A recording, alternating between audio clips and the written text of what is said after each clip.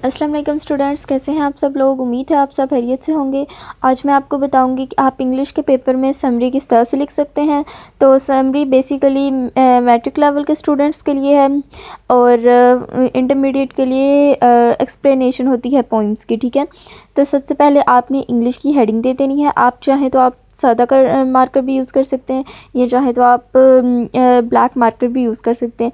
देखें, अगर आपको नहीं पता कि आपके बोर्ड में ब्लैक अलो है या नहीं, तो जब आपको पेपर मिलेगा उसके फर्स्ट शीट पर आपके लिए कुछ हदायत लिखी होंगी, आप उनमें रीड आउट कर सकते हैं कि आपको अलो है या नहीं है। ठीक है, तो उसके बाद आपने समरी की हेडिंग देनी। ठीक है, इंग्लिश की हेडिंग आपने इसलिए देनी है कि आप अगर आप लोग सबसे पहले इंग्लिश लिखना चाहते हैं, सबसे पहले आप समरी लिखना चाहते हैं, या फिर अगर आप लोग नॉर्मल टेस्ट में लिख रहे हैं समरी, तो बहुत से बच्चे क्वेश्चन नंबर लिखते हैं। आप लोग चाहें तो आप लोग क्वेश्चन नंबर लिख सकते हैं, लेकिन उसका ये है कि अगर आप लोगों को क्वेश्चन नंबर लिखना है तो जो क्वेश्चन नंबर आपके पेपर में उस क्वेश्चन का होगा आपने वही लिखना है। ठीक है, आप अपने से क्वेश्चन नंबर नहीं लिख सकते।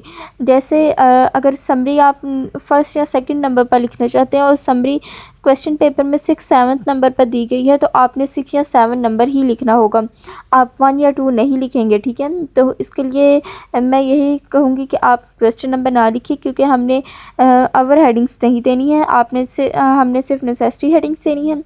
उसके बाद समरी के बाद आपने 604 मार्कर यूज़ करना है। आप चाहें तो ब्लू भी यूज़ कर सकते हैं, या चाहे तो सादा भी यूज़ कर सकते हैं। आपने समरी की हेडिंग दे देनी है, इन्वर्टेड कॉमर्स में देनी है। उसके बाद आपने एक लाइन छोड़कर बाय लिख देना है। यहाँ पर आपने पोइट का नाम आगे लिख देना है। आप चाहें तो आप बाय को स्किप करके जस्ट पोइट के नाम को मार्कर से लिख सकते हैं। ठीक है, ये आपकी अपनी चॉइस है। उसके बाद आपने समरी लिखना स्टार्ट करनी है। आपने कोशिश करनी है कि जब आप समरी लिख रहे हो तो पहली 2 या 3 लाइंस पर पोइट के बारे में कुछ लिखते हैं, कि पोइट के बारे में कुछ इन्फॉर्मेशन लिखते हैं। ठीक है, आपने कोशिश करनी है, अगर आप लोगों की समरी में लिखी हुई है तो वेल एंड गुड, नहीं तो अगर आप लोग कोशिश कर सकते हैं तो आप लोग कीजिए, अदरवाइज़ आप लोग रहने भी दे सकते हैं, आप लोग ना नहीं भी कर सकते। ठीक है, आप लोगों ने कोशिश करनी है कि आप लोगों ने समरी पैराग्राफ्स की फॉर्म में लिखनी है। आपने हर 5 या 6 लाइंस का एक पैराग्राफ लिखना है। देखिए, अगर आप वैसे लिखते हैं तो वो काम थोड़ा गंदा भी लगता है, लेकिन अगर आप लोग पैराग्राफ्स की फॉर्म में लिखते हैं तो वो काम आपका नीट एंड क्लीन भी लगता है, अगर आप लोगों की राइटिंग अच्छी नहीं है फिर भी।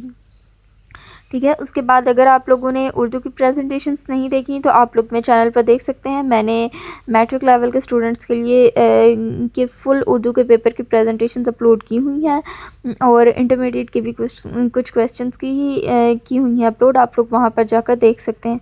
और अगर आप लोगों ने उर्दू की राइटिंग नहीं सीखी तो आप लोग वो भी देख सकते हैं।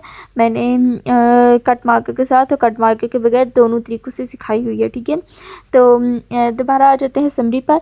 समरी में आप लोगों ने कोशिश करनी है कि जब आप लोग पोइट के बारे में कुछ लिख रहे होंगे तो आप ऊपर इंट्रोडक्शन की हेडिंग दे दें। ठीक है, इंट्रोडक्शन की आप हेडिंग दे दें। अगर आप लोग पोइट के बारे में कुछ लिख रहे हैं नहीं तो आप लोग रहने दे सकते हैं। देखिए, समरी ऐसी चीज़ है जिसमें आप इजीली मार्क्स गेन कर सकते हैं और अच्छे मार्क्स गेन कर सकते हैं। तो आप लोग कोशिश कीजिए कि जो एवरेज स्टूडेंट्स हैं वो भी कोशिश कीजिए, वो भी इन क्वेश्चंस को में फुल मार्क्स गेन करने की कोशिश करें, ताकि उनके अच्छे मार्क्स, जिन्होंने अच्छे मार्क्स लेने हैं वो इन पर स्पेशली फोकस दें। उसके बाद जब आप अपनी समरी लिख लेंगे तो आप एक एंडिंग लाइन लगा दीजिए। यहाँ पर मैंने डबल कट मार्कर यूज़ किया है, और याद रखिएगा कि आपने जो सी सब्जेक्ट की हेडिंग है उसको सिंगल अंडरलाइन करना है, और जो आपकी क्वेश्चन की हेडिंग है आपने उसको डबल अंडरलाइन करना है। ठीक है, आपने ज़ीद अंडरलाइन नहीं करना। और जो आपने पोइट का नाम लिखा है आप लोग उसको डबल अंडरलाइन कर सकते हैं 2 ब्रेक लाइन से, या चाहे तो आप स्किप भी कर सकते हैं। तो उम्मीद है आपको वीडियो पसंद आई होगी। मिलते हैं एक नई वीडियो के साथ, तब तक के लिए अल्लाह हाफिज़।